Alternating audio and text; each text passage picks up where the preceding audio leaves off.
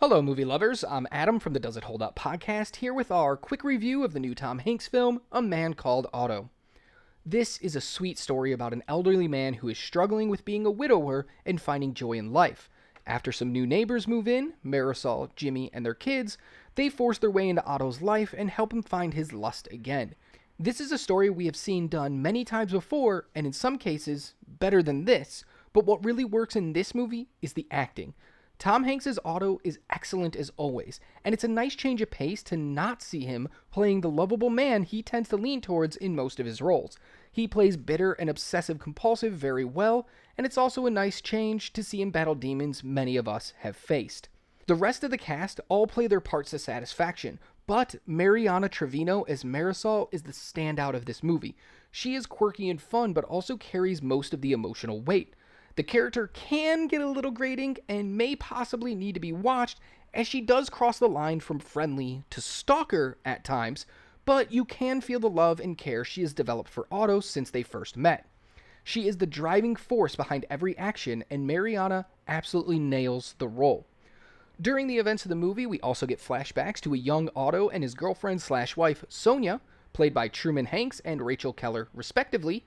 And yes, Truman Hanks is Tom Hanks' kid, so that's just a little bit of nepotism happening in the casting.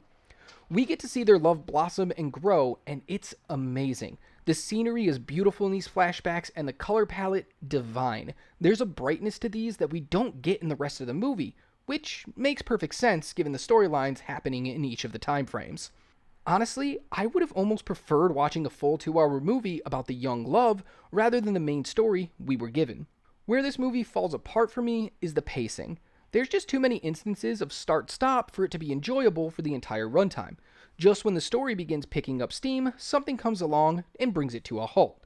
This up and down storytelling never lets us get invested for longer than a few minutes at any time in any one of the given stories. One of the other major downfalls is the fact that there are just too many of the side stories happening.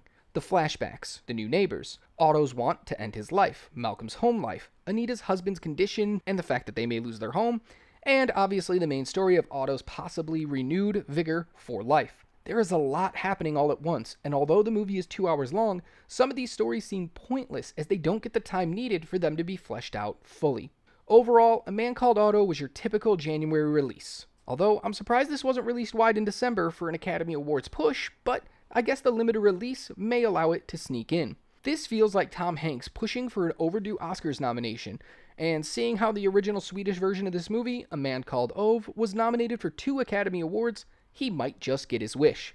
So if you're looking for some counter-programming to Avatar, Puss in Boots, and Megan, A Man Called Otto might be just what you're looking for. We're going to go ahead and give this movie a B. If the pacing and focus of the movie was a little tighter, it would be higher, but it's still something worth checking out. Let us know in the comments below if you've seen A Man Called Otto, or if you're planning on seeing it, and don't forget to like, share, subscribe, and ring that bell for notifications. Until next time, keep watching movies.